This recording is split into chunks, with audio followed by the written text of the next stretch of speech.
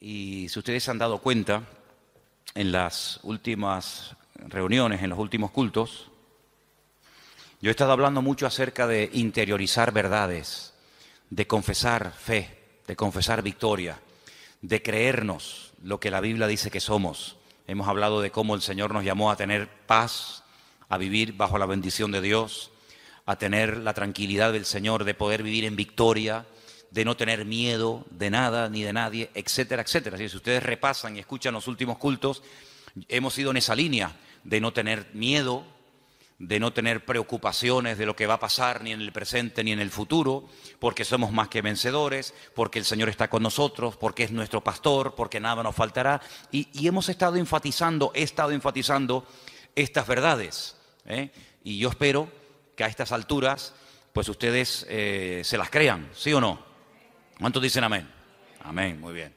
Entonces, todo esto está muy bien. ¿A quién no le gusta tener paz? ¿A quién no le gusta tener la bendición de Dios? ¿A quién no le gusta vivir libre de temores y de ataduras? A todo el mundo le gusta, pero he dejado para esta reunión no por ser menos importante, sino todo lo contrario, porque generalmente suele quedar más fácilmente lo último que se oye que lo primero. He dejado para el final, para este día, para esta clase, este estudio, un requisito fundamental para que la bendición, la paz, la victoria, la libertad, etcétera, etcétera, sea una realidad en nuestra vida. Y tengo que ser honesto en esto. Sin este requisito, todo lo que yo he predicado en las últimas semanas, todo lo que yo he compartido con ustedes, no va a verse en nuestras vidas. Porque este requisito es la llave que abre todas las bendiciones que Dios mediante vendrán en el futuro. Por lo tanto, todo lo que habéis oído en las últimas semanas depende de si hacemos o no caso al mensaje de esta noche. Vamos a ir a varias porciones, y la primera porción a la cual vamos a ir es en el Evangelio según San Lucas. Este es un requisito indispensable para poder disfrutar de las bendiciones del Señor. Lucas capítulo 15, como bien saben ustedes, es un capítulo que contiene 3 enseñanzas, 3 parábolas, 3 ilustraciones. La primera nos habla acerca de un pastor que pierde una oveja.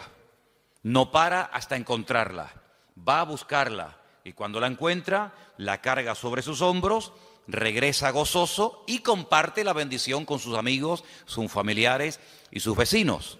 Va a buscar a la oveja, porque la oveja, ya lo hemos dicho en multitud de ocasiones, que es un animal torpe, sin sentido de la orientación, incapaz de volver al redil por sus propios medios, y hay que ir a buscarla porque la oveja nunca va a volver.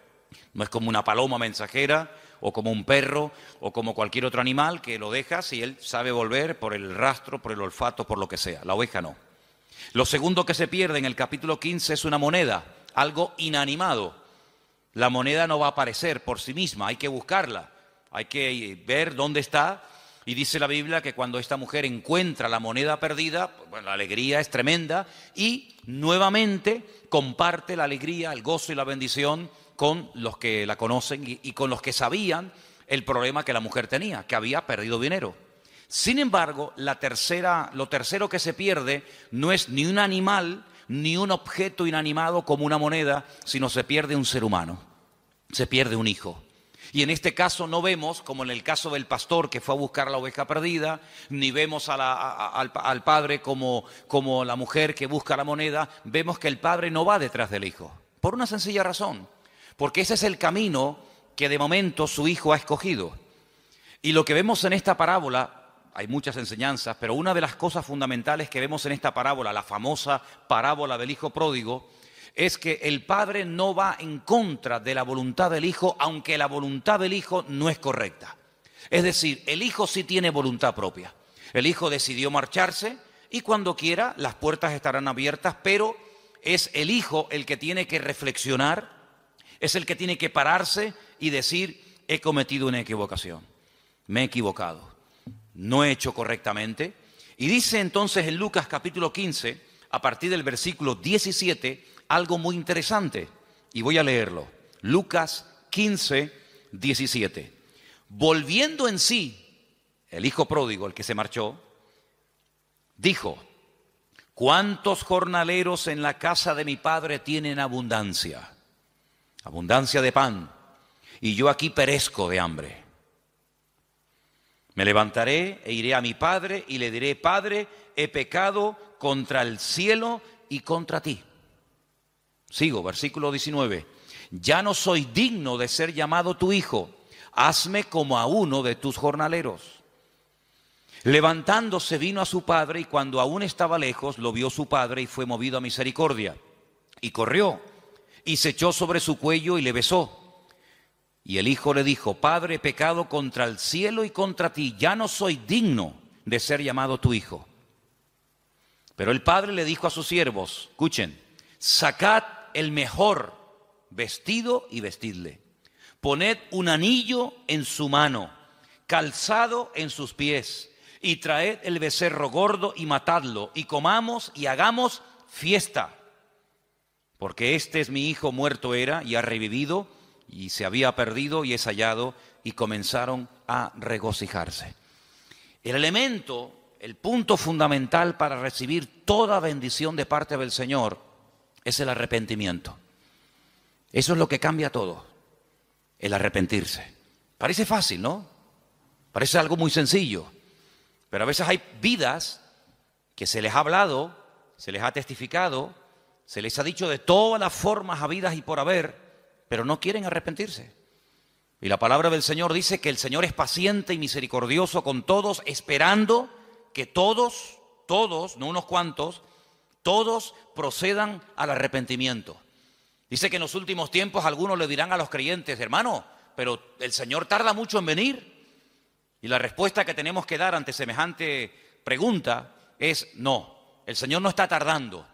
Lo que pasa es que el Señor está esperando a que más gente procedan al arrepentimiento. Porque si viniera el Señor en estos momentos, muchas personas se perderían y se condenarían eternamente. Por lo tanto, el Señor está dando un margen, está dando oportunidad para que la gente medite, vuelva en sí y reflexione y recapacite y se dé cuenta de que el camino que han tomado no es el correcto. Como el hijo pródigo. ¿Cuánto tiempo estuvo el hijo pródigo fuera de la casa de su padre? No lo sabemos, es simplemente una anécdota, es una ilustración, un ejemplo. Pero lo que está bien claro es que hay un momento en la vida del hijo pródigo en el que las cosas ya no marchan como al principio.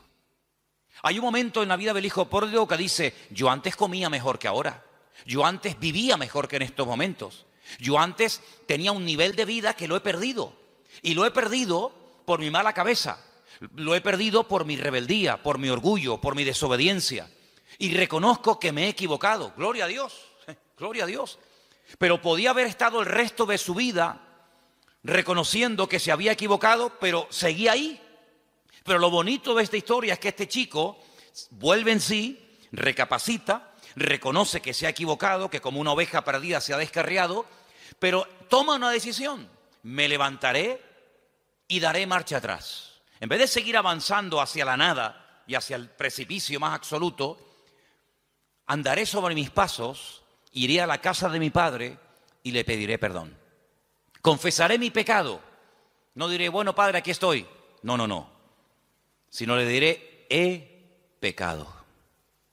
He pecado contra el cielo, contra Dios, y he pecado contra ti. Y reconozco que por mi mala cabeza, por las decisiones equivocadas que he tomado, ya no soy digno de que vuelvas a tener otra vez confianza en mí.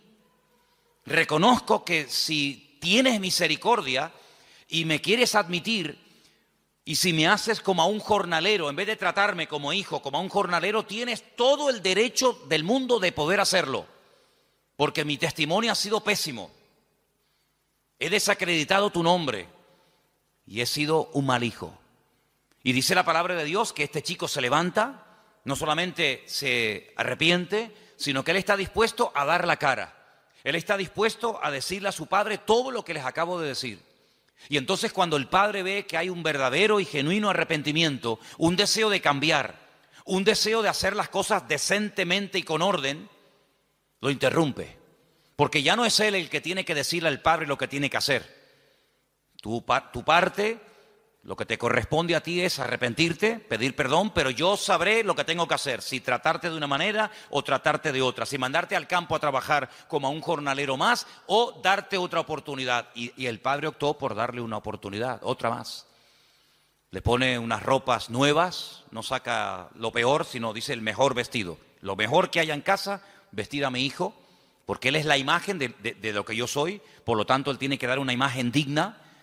Tienen que darle el anillo, con el anillo se firmaban los documentos, el anillo era señal de autoridad, ponerle calzado, hagamos una fiesta, porque aquí ha habido hoy algo increíble que tenemos que saber festejar y recordar, que mi hijo se había muerto prácticamente, lo dábamos ya por muerto, por perdido, pero gloria a Dios, ha vuelto en sí, ha vuelto a la casa, arrepentido, y entonces comienzan una serie de bendiciones otra vez a manifestarse en la vida del hijo. ¿Qué fue lo que produjo el cambio? ¿Qué fue lo que hizo que lo que había perdido lo volviera a recuperar y se volviera a hacer una fiesta en la casa y borrón y cuenta nueva? El arrepentimiento. Si no hay arrepentimiento, no puede haber victoria en nuestra vida. Si no hay arrepentimiento y apartarnos del pecado, no solamente un remordimiento de conciencia, no solamente decir estoy obrando mal, he hecho mal, me he equivocado, pero no hay cambio. No, el arrepentimiento, como bien saben ustedes y se ha dicho muchas veces desde este mismo púlpito, es cambio de dirección. Si no hay un cambio de dirección, si no hay un rechazo a la vida que he estado llevando, entonces no hay un genuino arrepentimiento. Hay un remordimiento. Te sientes mal porque sabes a la luz de la palabra de Dios que lo que estás haciendo o has hecho no está bien, pero sigues haciéndolo.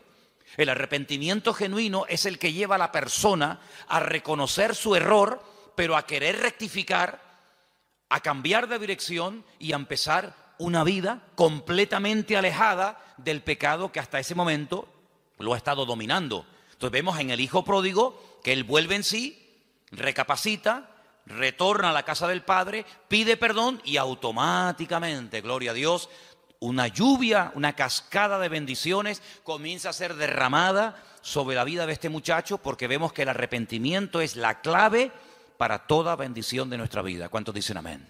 Seguimos en Lucas, capítulo 19. Estamos en el 15, nos vamos al capítulo 19 y ahora encontramos una historia real, porque la historia del hijo pródigo es una parábola que puede o no ser real, pero la historia que vamos a analizar ahora es la historia de un publicano, del jefe de los publicanos. Un hombre con una buena posición social, un hombre con un buen puesto de trabajo, un hombre que ha tenido, entre comillas digo, la suerte de trabajar para el Imperio Romano recaudando impuestos, pero sabemos que los publicanos eran personas odiadas, eran personas que nadie quería juntarse con ellos porque los consideraban auténticos traidores. Trabajando, levantando impuestos para el enemigo, es increíble, de tus propios hermanos. Pero si tenían que recoger 20 denarios por día, por poner un ejemplo, ellos iban más allá y lo que recaudaban de más se lo metían en el bolsillo. Hacían un mal uso de la autoridad que habían recibido. Y hay un tal Zaqueo, capítulo 19 de Lucas, que es un hombre muy pequeño de estatura, se sube a lo alto de un árbol sicómoro, dice la Biblia, un árbol muy fácil de trepar, para ver cuándo el Señor pasa. Y para su sorpresa, versículo 5 dice, cuando Jesús llegó a aquel lugar, mirando hacia arriba, le vio y le dijo, Zaqueo, date prisa, desciende, porque hoy es necesario que pose yo en tu casa. La sorpresa de Zaqueo tuvo que ser mayúscula. La sorpresa de Zaqueo tuvo que ser inmensa. Es decir, no solamente se para, me dirige la palabra, sino encima me da el honor de poder llevarlo a mi casa. Bueno, a raíz de esto, dice la Biblia en el versículo 7, comenzaron las murmuraciones. La gente decía, ¿cómo es posible que ha entrado a la casa de un hombre pecador? Pero fíjate qué interesante. Ya en la casa ocurre algo muy interesante. Versículo 8. Entonces Zaqueo, puesto en pie, dijo al Señor, he aquí, Señor, la mitad de mis bienes doy a los pobres. y si en algo he defraudado a alguno, se lo devuelvo cuadruplicado. Ahora es cuando por primera vez vemos a Jesús abriendo la boca y diciendo algo. Hasta entonces sabemos que entró a la casa de un publicano, que estaba sentado a la mesa seguramente con sus discípulos, que estaban comiendo, pero si no hubiera sido por esta palabra de Zaqueo, probablemente el Señor hubiera entrado y salido de la casa de Zaqueo sin decir ni mu. Pero ahora se levanta el Señor y dice, hoy, versículo 9, hoy ha venido la salvación a esta casa, porque este también es hijo de Abraham, porque el Hijo del Hombre vino a buscar y a salvar, ¿qué? Lo que se había perdido. Dije el otro día que la palabra salvación se puede traducir por salvación, por sanidad o por liberación. Hoy esta casa ha sido liberada. Esta casa ha vivido bajo opresión. Esta casa no ha vivido bajo la bendición de Dios, porque este hombre ha extorsionado, este hombre ha engañado, este hombre ha mentido, este hombre ha hecho un abuso excesivo de su autoridad. Pero este hombre está arrepentido. Y está arrepentido de verdad, hasta el punto que dice, voy a devolver cuadruplicado todo lo que he robado a la gente. Claro, estamos hablando de un judío. El judío sabía perfectamente que según la ley, cuando alguien robaba algo a alguien, si se arrepentía, no solamente era suficiente con decir, oye, mira, perdóname que te robé el otro día la oveja y aquí no pasa nada. No, un momentito. Tú estás arrepentido, pues dame la oveja. Pero no solamente me tienes que dar la oveja, sino que según la ley de la Biblia, tenía que darle 4 más. Porque tú has hecho uso de mi oveja. Tú has tomado la leche, seguramente los cabritos te los has quedado. Tú has sacado un fruto, un beneficio de mi propiedad. Por lo tanto, si verdaderamente estás arrepentido, tienes que demostrarlo no solo diciéndolo, sino con las acciones.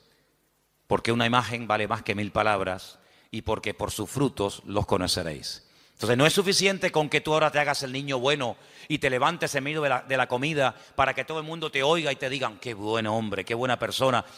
Jesús, estoy arrepentido, soy un publicano, soy un sinvergüenza, soy un extorsionador, pero bueno, Señor lo sabe todo, gracias por venir a mi casa. No. Voy a estar dispuesto a sacrificarme, a desprenderme de lo que a mí me ha dominado durante tanto tiempo, que es el amor al dinero. Y entonces el Señor se levanta y dice, ahora sí, amigo, hoy ha venido la salvación, la liberación, la victoria a esta casa. Entonces vimos en la parábola del hijo pródigo cómo las bendiciones del Padre cayeron sobre la vida del hijo cuando el hijo se arrepiente. Vemos que la bendición cae sobre la vida de Zaqueo y sobre su hogar cuando Zaqueo se levanta y pide perdón y dice y admite que ha defraudado, que ha robado, pero está dispuesto a devolver cuadruplicado lo que ha robado.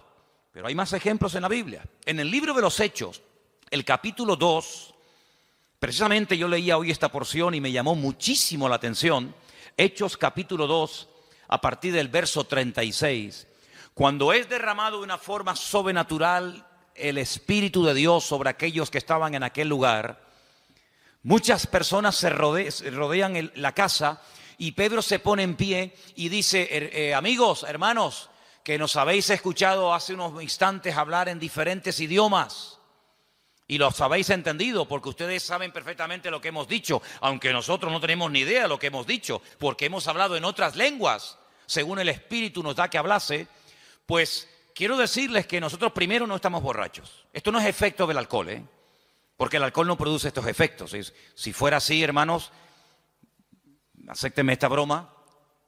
Pues si yo quisiera hablar hebreo, me emborracho y fíjate tú, hablo hebreo perfectamente, y mañana quiero hablar griego y me tomo 5 cervezas y hablo griego, y pasado quiero hablar con un alemán y me tomo una botella de whisky y hablo alemán. No, es que el alcohol no produce estos efectos. Todo lo contrario. Hasta el idioma que habla lo vas a hablar torpe y lo vas a hablar mal. Así que esto no es efecto del alcohol.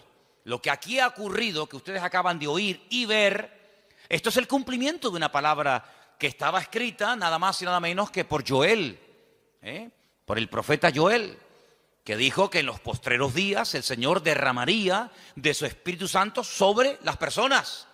Y él da una explicación y da un mensaje extraordinario que te animo a que lo leas. Pero cuando llegamos al versículo 36 de este extraordinario mensaje, dice el apóstol Pedro, Hechos 2:36, sepa pues ciertísimamente toda la casa de Israel que a este Jesús, a quien vosotros crucificasteis, Dios le ha hecho Señor y Cristo.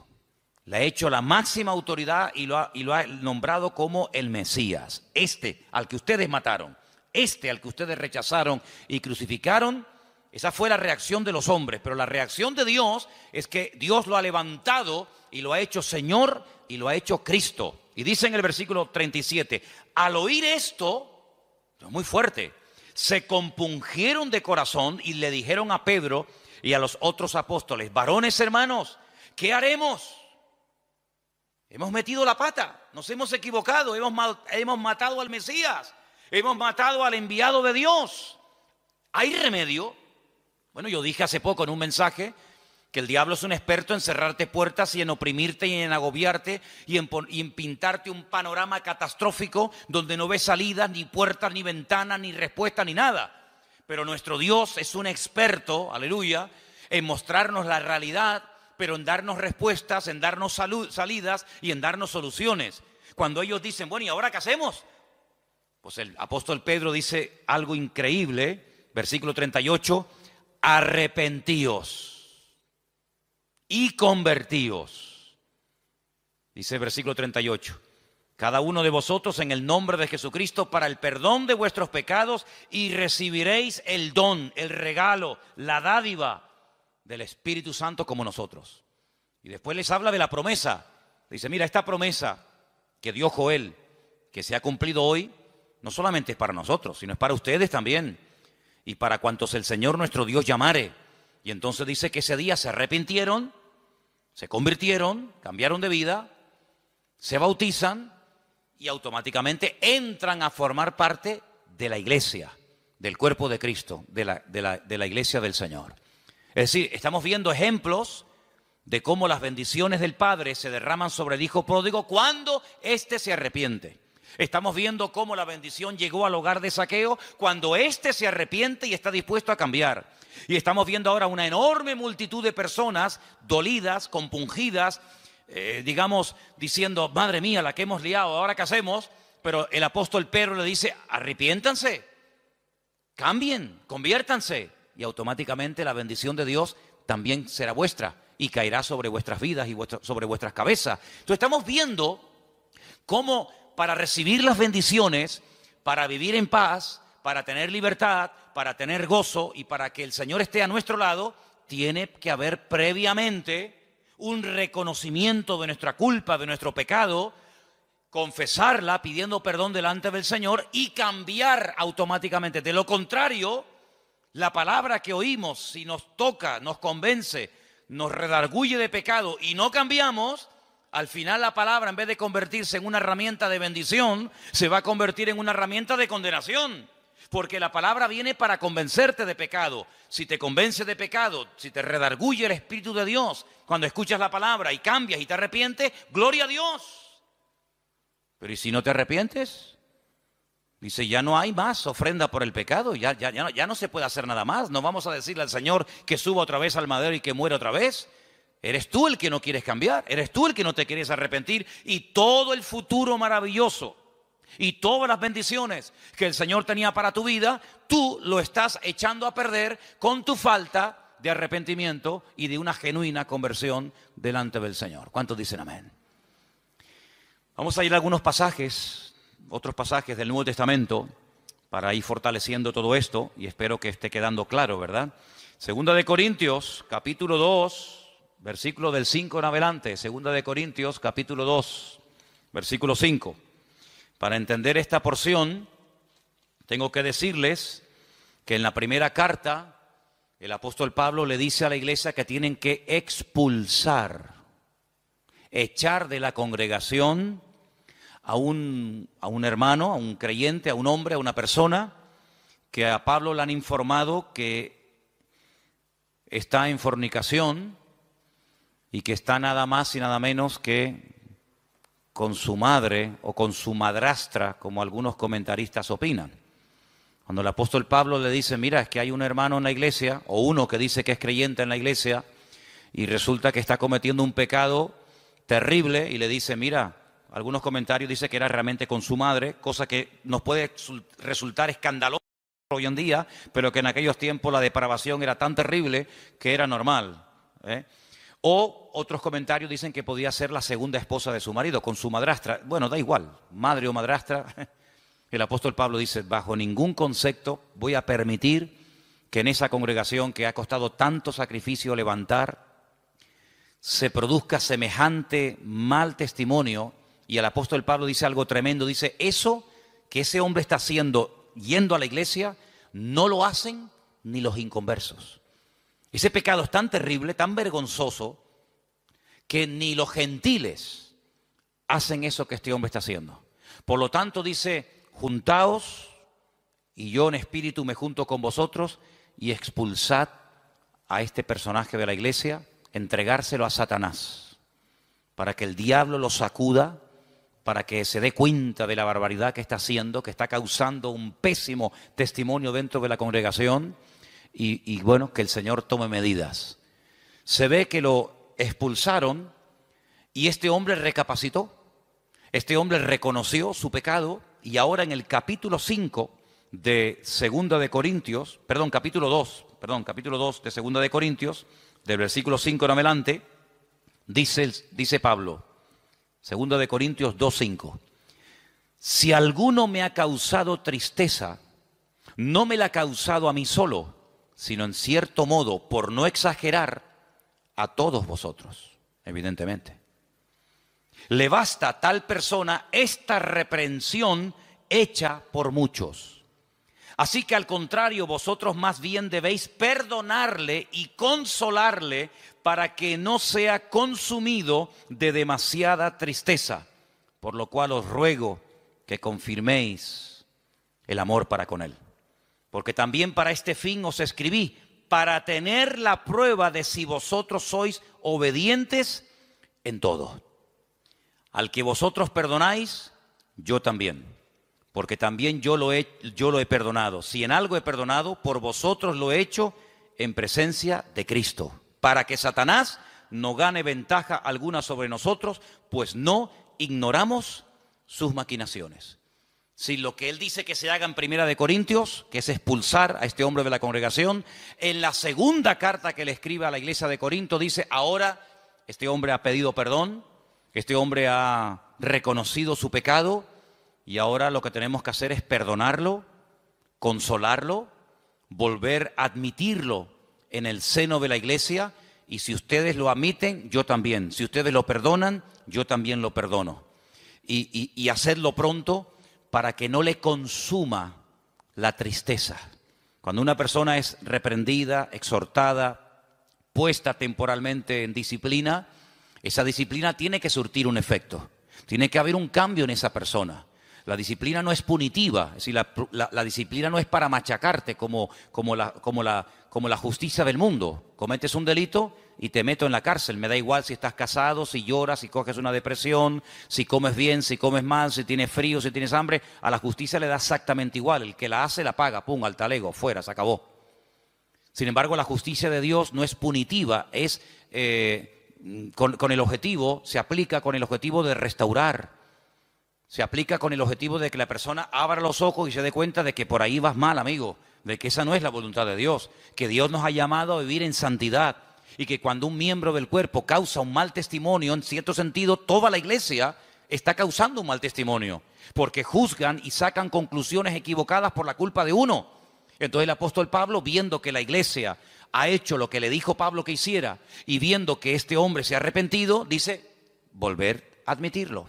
Pero ¿qué fue lo que hizo que Pablo y la iglesia lo volvieran a admitir y le volvieran otra vez a brindar el amor y el apoyo y la cobertura de la iglesia? El arrepentimiento. Porque el arrepentimiento, vengo diciendo en las porciones que estamos leyendo esta tarde, que es lo que produce el cambio. El arrepentimiento es lo que abre o cierra la bendición de Dios. Una persona no arrepentida, una persona que no quiere cambiar, una persona que no quiere dejar el pecado, Juan va mucho más allá y dice, probablemente no ha conocido nunca a Dios. Porque el que practica asiduamente el pecado y no siente remordimiento, sino que sigue y sigue y sigue, y le hablan y le dicen y escucha, y dice una persona reiterativa y que sigue pecando y pecando y pecando, el apóstol Juan dice, probablemente nunca ha conocido a Dios, porque el que ha conocido a Dios no practica el pecado. Una cosa es que no pequemos. ¿Quién no peca, hermanos? Pero otra cosa es practicar el pecado. Es decir, dice la Biblia que cuando conocimos al Señor, todos y cada uno de nosotros, en nuestra vida se manifestaban las características de los pecadores. ¿Cuál era? Pecar. Unos pecaron de una manera, otros pecaban de otra forma, pero todos nos encontramos al pie de la cruz, ¿sí o no? Todos tenemos que pedir perdón, unos por su fornicación, otros por su adulterio, otros por su vida de idolatría, otros porque vienen de la santería y de la brujería, otros porque vienen del agnosticismo y del ateísmo más absoluto. Es decir, cada uno tiene su historia. Cuando venimos al Señor, nos convertimos, nos arrepentimos, nos convertimos, las cosas viejas pasaron, y aquí todo es hecho nuevo, y ahora tienen que comenzar a notarse en nuestra vida cambios, a corto y a largo plazo. Claro, hay un margen, hay un tiempo. Pero lo que no puede ser es que pase un año, 2 años, y pasen los días, las semanas y los meses, y esta persona que dice que se ha convertido, que se ha arrepentido, que quiere ir en serio con el Señor, siga practicando y llevando la misma vida de pecado y de desorden que hasta el día de su conversión estuvo llevando. Juan dice, hermanos, la palabra no falla, el evangelio no es estéril. Lo que ocurre es que esta persona en el fondo nunca conoció a Cristo.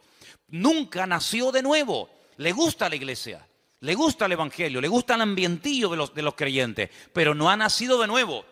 Porque el que ha nacido de nuevo, el que ha conocido, el que ha tenido un encuentro personal con el Señor, dice, es totalmente imposible que continúe practicando el pecado como lo hacía antes de conocer al Señor. ¿Queda claro? ¿Amén? Bien, vamos a ver más pasajes. Tenemos un pasaje que es toda una consolación para nosotros. Primera de Juan, capítulo 1. Primera de Juan, capítulo 1, versículos 8 y 9.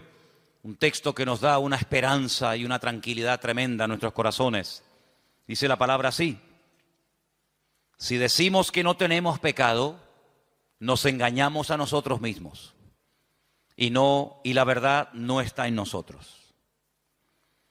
Pero si confesamos nuestros pecados, Él es fiel y justo para perdonar nuestros pecados y limpiarnos de toda maldad. Es decir, si hemos pecado y le pedimos perdón al Señor en un genuino arrepentimiento, el Señor siempre, siempre perdona. ¿Cuántos dicen amén? Siempre perdona. ¿No se cansa de nosotros? Yo creo que no. Yo creo que el Señor es un Dios que está tan deseoso de bendecirnos y de estar con nosotros, que en el momento en el que ve que verdaderamente estamos arrepentidos y le confesamos nuestro pecado, el Señor siempre, siempre perdona. ¿Saben cuál es el único pecado que Dios no perdona? El que no se confiesa. Ese es el pecado que Dios no perdona, el que no se confiesa. No es que el que no se confiesa, me da igual cuál sea. Si usted tiene un pecado y no lo confiesa, aunque no sea, como dicen algunos, el pecado contra el Espíritu Santo, pero sea cualquier otro, si usted tiene un pecado en su vida y no lo confiesa, evidentemente su pecado le va a condenar, porque pecado no confesado es pecado que te lleva a la muerte. Porque la paga del pecado es la muerte. ¿Cuál es el pecado que Dios perdona? Aquel que se confiesa en un genuino arrepentimiento, invocando el perdón y la sangre de Cristo, y Él es fiel y justo para limpiarnos de toda maldad. ¿Cuántos dicen amén?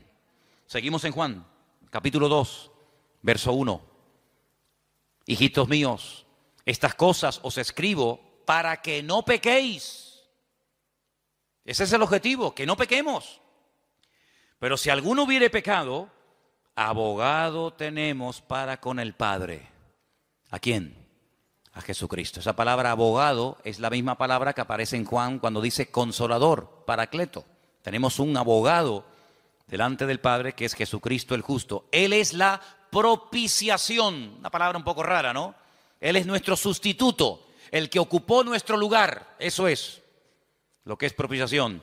Él es el sustituto, Él es la propiciación por nuestros pecados. Y no solamente por los nuestros, sino por los de todo el mundo.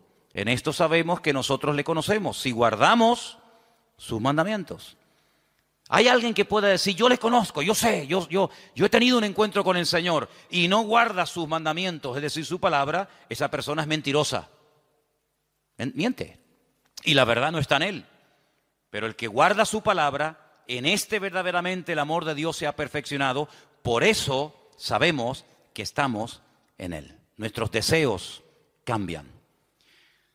Estaba leyendo estos días y a lo mejor, no sé, a lo mejor probablemente el domingo comparta algo de esto. Hay un versículo en el libro de Ezequiel, capítulo 36, donde en el mismo versículo lo que me llamó la atención cuando lo leía es que aparecen como 3 tipos de corazones. La palabra corazón en el mismo versículo aparece 3 veces.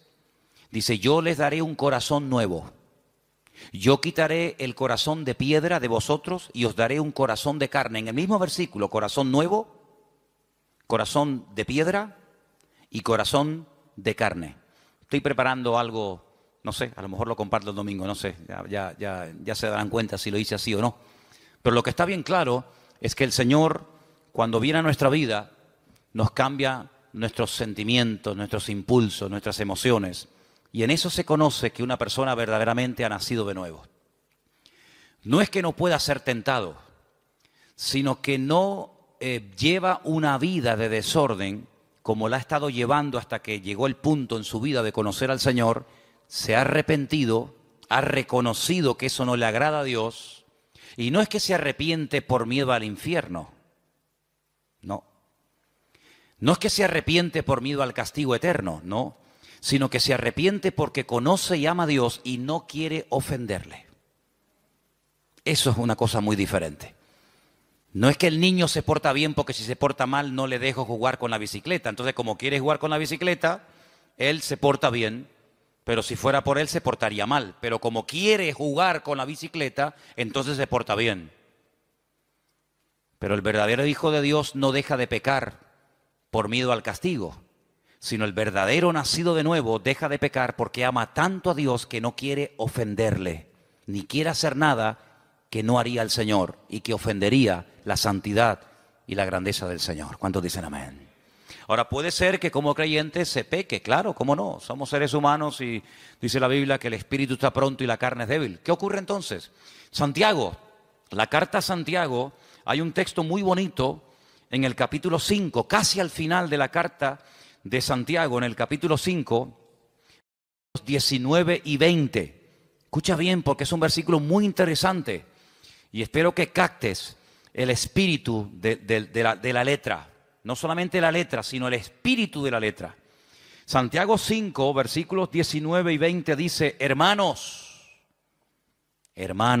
no llamamos hermano a todo el mundo. Usted va por la calle y cuando entra, por ejemplo, en una cafetería a tomar un cortado, dice, buenos días, hermanos, Señor les bendiga a todos. Los de la barra te miran así diciendo, ¿de dónde ha salido este? No entras a la universidad por la mañana y dice, buenos días, hermanos, ¿qué tal? Señor les bendiga, hermanos. La gente dice, yo no soy tu hermano. ¿A quién le llamamos hermanos? Aquí, a nosotros. ¿Qué tal, hermano? ¿Cómo estás? Hola, hermanita. A mí me viene de maravilla eso de hermano y hermana. Cuando me quedo trabado y no me sale el nombre, digo, hola, hermana, ¿qué tal? Y quedo bien, encima quedo hasta educado, ¿no? Así que cuando Santiago dice hermanos, ¿a quién le está hablando? ¿A los inconversos? No, le está hablando a los hermanos. Y hermano en Cristo nuestro es todo aquel que tiene a Cristo en su corazón como tú y yo lo tenemos, ¿sí o no? Eso está claro, ¿no? Muy bien, sigo entonces. Hermanos, si alguno de entre vosotros se ha extraviado de la verdad y le hace volver, sepa que el que haga volver al hermano, nadie dice nada. Corríjame porque leí mal a propósito y nadie me dijo nada. Yo sé que ustedes me quieren mucho, pero no me permitan que lea mal la Biblia. El versículo no dice, sepa que el que haga volver al hermano, no dice eso, hermano. Dice, el que haga volver al pecador del error de su camino, salvará de muerte un alma y cubrirá multitud de pecados. Es decir, que existe la posibilidad de que después de haber conocido al Señor, de formar parte del cuerpo de Cristo, de ser hermanos y hermanas, pequemos y nos desviemos de la verdad, ¿sí o no? Entonces, ¿qué hacemos? Bueno, pues entonces lo que hay que hacer es volver al camino. ¿Y cómo se vuelve al camino? Arrepintiéndose. Señor, he pecado contra el cielo, he pecado contra tu palabra, te pido perdón, lo siento, Señor. No quiero volver a cometer este pecado. ¿Y el Señor qué hace? Perdona y olvida. ¿Por qué? Porque es fiel y justo para perdonar todo pecado que verdaderamente le pedimos perdón en genuino arrepentimiento delante del Señor. Entonces, el denominador común, el hilo conductor de lo que estoy hablando en esta noche, todo se ciñe a una sola palabra: arrepentimiento, arrepentimiento, arrepentimiento. Pero cuidado, hay creyentes que piensan que el tema del arrepentimiento es para los de la calle, para, como decimos a veces hasta despectivamente, ¿no? Que Dios nos perdone, para los del mundo, que se arrepientan de esa idolatría, que se arrepientan de sus pecados. Sí, no, está claro que se tienen que arrepentir, los pecadores se tienen que arrepentir, pero hermano, los cristianos también tenemos que vivir una vida de arrepentimiento cada día. O nosotros ya no pecamos. El que no practiquemos un pecado no significa que de vez en cuando no cometamos algún pecado. Porque dice la Biblia que el que no peca es varón perfecto, capaz de refrenar todo su cuerpo. Podemos pecar de muchas formas, tal vez no tan brutales, tal vez no tan exageradas como cuando no le conocíamos a Él, pero en definitiva se puede pecar. Pero gloria a Dios, que Dios es fiel y justo para perdonar siempre, siempre, cuando hay un genuino arrepentimiento en nuestras vidas y en nuestros corazones. ¿Cuántos dicen amén? Qué alivio, ¿no? Gloria a Dios. Bueno, tengo un versículo más. Vamos a Job, libro de Job, y con este texto terminamos. Libro de Job, capítulo 11. Y son versículos que a usted le van a resultar muy, pero que muy, muy conocidos, porque la mayoría se lo saben todos ustedes de memoria. ¿Sí o no? ¿Se lo saben de memoria? Dice Job capítulo 11, versículo 13. ¿Lo leemos juntos? Me gustaría que lo leyéramos juntos. Job 11, del 13 en adelante. Cuando lo tengan, dígame, ya lo tengo. Lo tienes, ¿no? Dice, si tú dispusieres tu corazón y extendieres a él tus manos, si alguna iniquidad hubiere en tu mano y la echares de ti, y no consintieres que more en tu casa la injusticia, entonces levantarás tu rostro limpio de mancha, serás fuerte, nada temerás, olvidarás tu miseria o te acordarás de ella como aguas que pasaron. La vida te será más clara que el mediodía, aunque oscureciere será como la mañana. Tendrás confianza porque hay esperanza. Mirarás alrededor y estarás seguro. Te acostarás y no habrá quien te espante, y muchos suplicarán tu favor. Pero los ojos de los malos se consumirán, no tendrán refugio, y su esperanza será dar su último suspiro. ¡Qué maravilla de bendiciones! Dormir en paz, estar tranquilos, aunque sea de noche, será como la mañana. Es una vida victoriosa, segura, bendecida, prosperada. Todo eso está hermoso. Y si yo pregunto a cualquiera, ¿cuántos quieren tener esa vida? Que todo te vaya bien, que tengas bendición, que duermas seguro, que las puertas se abran, que no tengas temor de nada ni de nadie. Hermanos, cualquiera, en cualquier iglesia a la que usted vaya, en cualquier denominación, todo el mundo diría, yo hermano, yo quiero esa vida. Muy bien, gloria a Dios. Primer punto a favor. Pero el requisito lo hemos leído en los primeros versículos. Disponer el corazón. Extender las manos. ¿Qué es extender las manos? Este gesto que hacemos, ¿qué es? Me rindo. Cuando alguien te atraca, ¿qué dices? Levante las manos, arriba las manos. Me rindo. Es así. ¿A quién te rinde? A el Señor. Me rindo, Señor. Dame con un garrote. Me rindo. Tienes que rendirte. Segundo, si alguna iniquidad, si algún pecado hubiere en tu mano, bajo tu control, que tú dominas, la mano es sinónimo de control, de autoridad, pues si la echas de ti y no permites que more en tu casa la injusticia, entonces todo lo bonito que nos gusta tener vendrá, como dice el Señor, por añadidura. Pero el requisito, ¿cuál es? Arrepentimiento. Arrepentimiento. Entonces, sin arrepentimiento no puede haber bendición. Sin arrepentimiento no puede haber paz 100% en nuestros corazones. Siempre estaremos intranquilos por algo o por alguien. Si no hay arrepentimiento, si no hay un reconocimiento de que somos, como decía Abraham, fíjate quién dice esto, polvo y ceniza, polvo y ceniza. Si no decimos como el apóstol Pablo, miserable de mí, ¿quién me librará de este cuerpo de muerte? Que a veces me encuentro.